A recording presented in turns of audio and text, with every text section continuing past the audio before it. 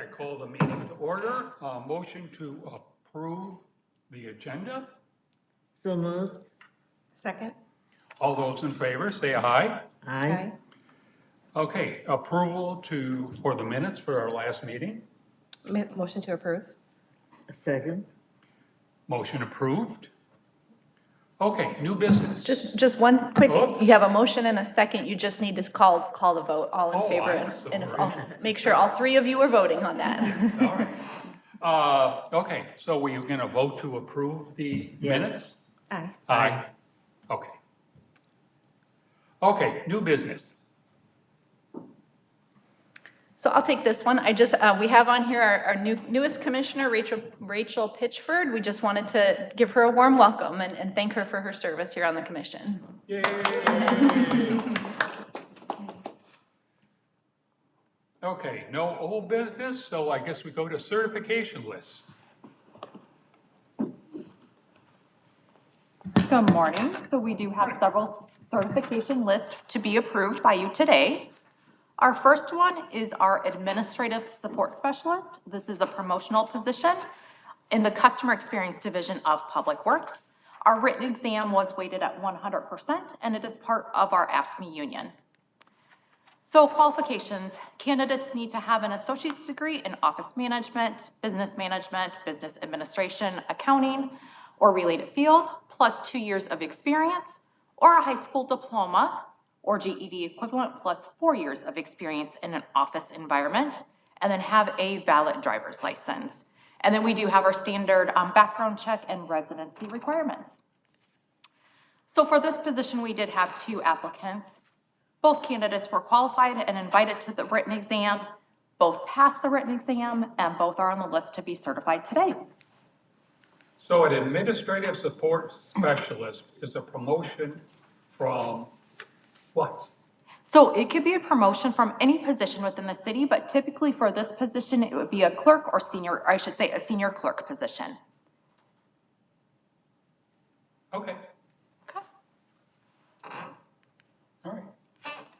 Next up, we have our Code Enforcement Officer 2. That is a promotional position in our Development and Neighborhood Services Department. Our written exam was again weighted at 100% and part of the AFSCME union. So candidates do need a high school diploma and 4 years of experience in the building construction trades, home inspection, environmental inspection, public relations, or an equivalent combination of training and experience. They need to be able to handle difficult people and situations successfully, pass a police background and reference check, and then possess a driver's license, and then obtain and maintain their certification through the International Code Council, American Association of Code Enforcement as a property maintenance housing inspector, or the equivalent within 6 months of hire. So we did have 6 applicants. One question. Sure. I'm sorry.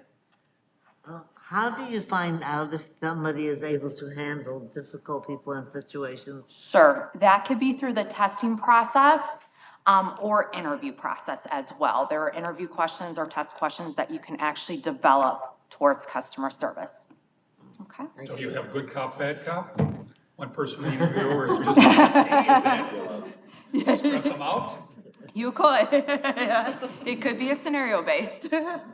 So it's interesting, so this is code for, like, you inspect buildings. It's going to be rental property inspections. So a police background?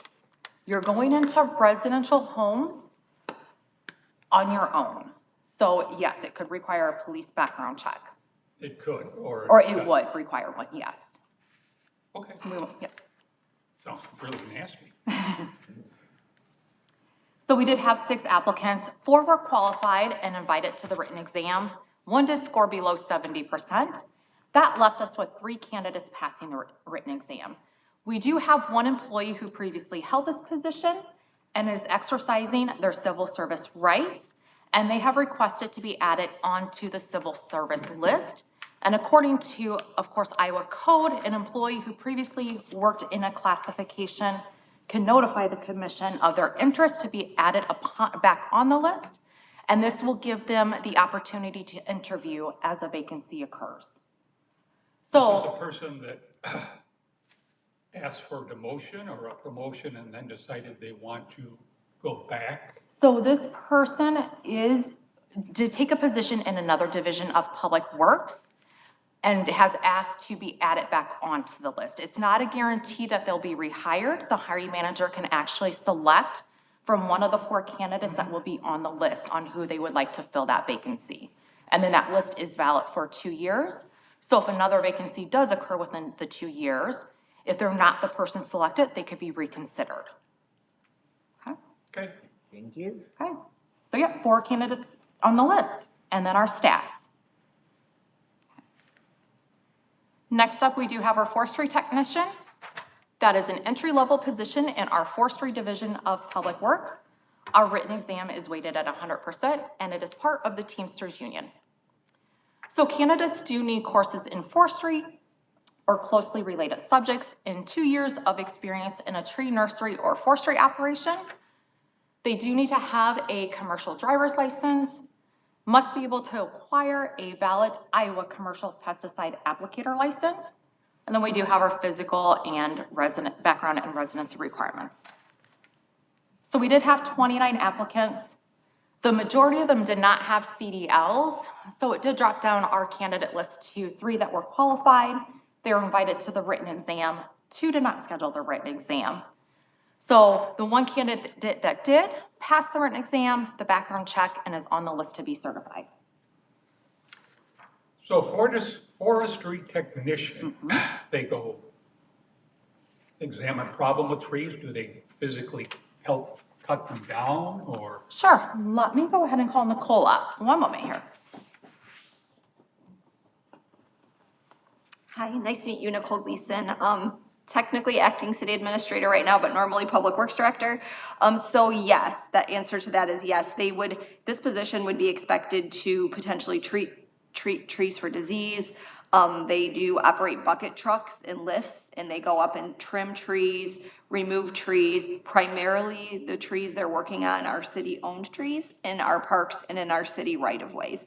So, we do also have occasionally our laborers who don't require CDL upon hire will act as helpers in the forestry division, particularly during winter if we're not actively snow plowing. So that's why we feel like keeping the CDL in this position is beneficial, because all the trucks forestry operates do require CDLs. For example, we have a grapple truck that picks up the trees and things like that. So we do feel that there's an opportunity to still enter the city without a CDL as a laborer and potentially promote into forestry as well, so. So this is a promotional position. It's entry level, but if a laborer were to apply, they could potentially be qualified. But it's entry level because not every laborer would be qualified. Correct. So I guess normally you have promotional, Right. and they are just, why wouldn't this just be a promotional position? Because within each division, there's the starting position. So within forestry, the first position, we don't have any laborers in forestry. You're a forestry tech or you're a lead forestry tech. So since it's the first position within the forestry division, that's why it's entry level. So where do you get the laborers from? So potentially we've had laborers from our streets or sewers division successfully apply and transfer to forestry. But I mean, you talked about, there were times where the forestry people need assistance and they get a laborer. Correct. Yeah, so they would not be, if the laborer is helping, they would not be the one in the bucket truck or things like that. They would be helping on the ground. Picking up the haul. sticks. Yes, yeah, exactly. Okay, so then it's up to the other departments to loan people to the Correct. forestry department. Yes, so we do a lot of cross-departmental loaning, especially in the winter. Like if we can't be repairing a road and we're not snow plowing, we still try to do the best and most useful work for the city. Okay, so Yep. there's, obviously, you don't see the need for a laborer or several laborers in the forestry department specifically. Correct, it's a very small department, so with that many few of people, we basically have to make sure we can have 2 crews of 3 Our minimum crew size for forestry is generally 3 people, and we want them all to have those skills and abilities. That's correct. Yep, Okay, I have a question. Sure. It looks like we're getting back to the old business of all of our people are male whites. For this position, correct. Going back, and you're gonna see also in other lists. So if you go back to code enforcement officer, we do have some gender and race diversity there. And then if you also go back to the administrative support specialist, both candidates are actually females. So That's we good. do, yeah, we do have a mixture there. But you would, I mean, I suppose technically, you would view that as a more of a female position than a male position. So the diversity be, if you had a male, like in that. True, yeah, that is true. Okay. So next up, we do have our labor position. This is an entry-level position that can be hired in our streets, sewers, or compost divisions of Public Works. For this, we did have a 30-70 split, and it is part of our Teamsters Union. So candidates do need a high school diploma or GED equivalent. They must have a driver's license and obtain their Class B CDL with air brake endorsement within 3 months. And then again, our normal physical background and residency requirements. So we did have 47 applicants, 44 were qualified and invited to the written exam, 2 withdrew, 11 did not schedule, 5 did not show, and 1 did score below 70%. So that left us with 25 candidates passing the written exam and invited to the interview. 1 was disqualified, 1 did not show, and 7 did score below 70%. That left us with 16 candidates passing the interview and participated and invited to participate in the background check. 3 did fail, leaving us with 13 candidates on the list to be certified today. So how many people are you hiring? Right now, approximately 5, according to Kevin Oliver, one of our managers at Public Works through Sewers, within the divisions, approximately 5. Okay.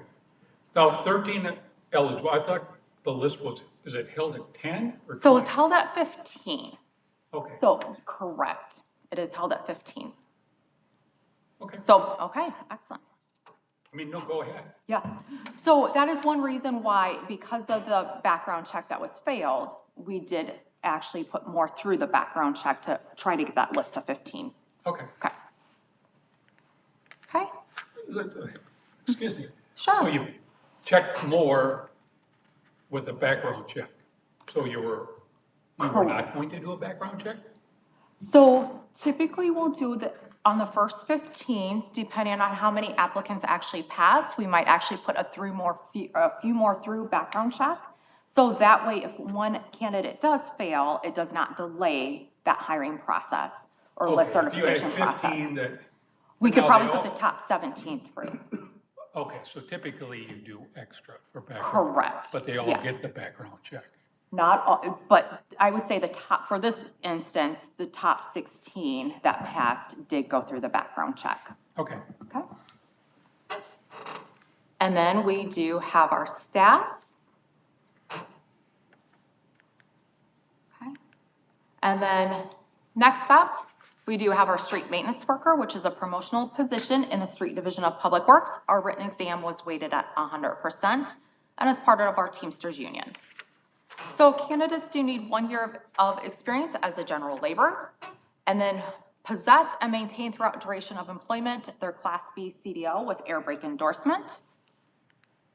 So we did have 3 applicants. They were all qualified. They all passed the written exam, and they are on the list to be certified today. Now, this is promotional? This is promotional because the position below it would be laborer. Next up, we do have our plans examiner. This is our promotional position in the Development and Neighborhood Services Department. Written exam was weighted at 100% and is part of the ASME union. So this does require a high school diploma or GED equivalent and 5 years of experience in building construction, design or inspection at the skilled full performance level. And then they must have knowledge of materials, methods, and practices of the building construction trade and of codes which regulate building construction and alterations. It also requires the ability to read and interpret building plans, to enforce code requirements consistently and equitably, and communicate effectively with contractors, property owners, and others. So they do need to have a valid driver's license, maintain that throughout duration of employment, must be certified by the International Code Council as a building plans examiner within 6 months, and again, our background and residency requirements. So we did, go ahead. So a plans examiner is one who will look at blueprints and see if it. So what if we the have, building matches, what it matches it, or what the. or we what- if you have new construction within the city, or if you have a remodel within the city, those individuals need to actually submit plans to to the building division.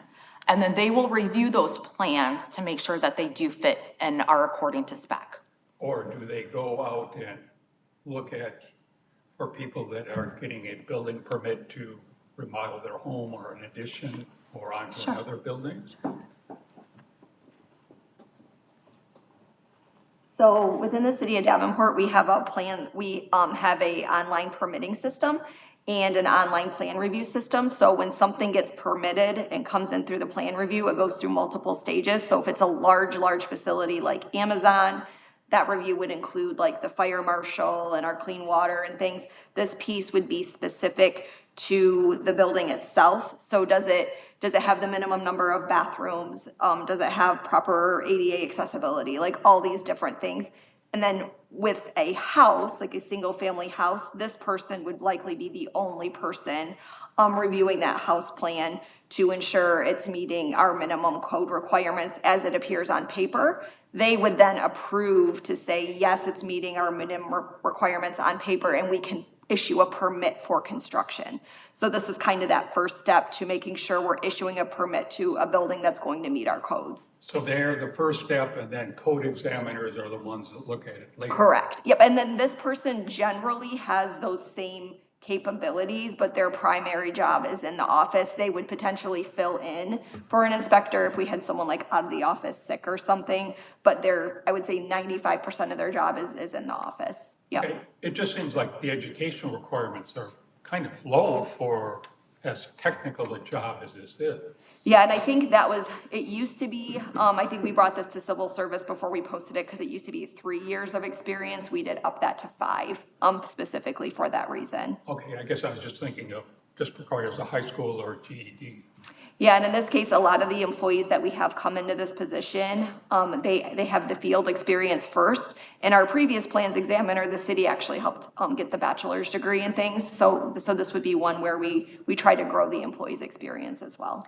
And just to clarify, Nicole, once the permit was issued, the construction was completed, which inspectors would go out? It wouldn't be code enforcement, it would be No, more. this is like our plumbing inspector. We have a plumbing inspector, an electrical inspector, a building inspector who does like deck footings and like checking like that the walls are square and things like that. So once the permits are issued, there's generally 3 to 5 different inspectors that'll be on site for various aspects of the project. And those have different requirements as well. Yep. Okay, And then our stats.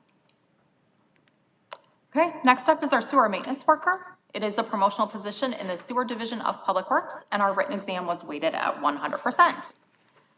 So candidates do need a high school diploma or GED equivalent, 1 year as a general laborer, and then possess their commercial driver's license Class B with air brake endorsement and obtain their tanker endorsement within 6 months of hire. So we did have 3 applicants. They were all qualified and invited to the written exam. 1 did score below 70%. That left us with 2 candidates passing the written exam and on the list to be certified. And then our stats, and we do have race and gender diversity on this list as well. Okay. I didn't hear your last sentence. Was it something about hooray, we got some diversity? We have race and gender diversity on this list, yes. Thank you. You're welcome. Okay, and that concludes our list for today. okay. I move we adjourn. No, we got to approve the list. Oh, you gotta approve it, that's true. Do we have a motion to approve the promotional list? So moved. Second? All those in favor, say aye. Aye. Okay, then we have a motion to adjourn. Motion to adjourn? Pardon me? Yes, She made a second. motion. Okay, second. All those in favor, say aye. Aye. Aye. Meeting adjourned. Next meeting, the 13th of November.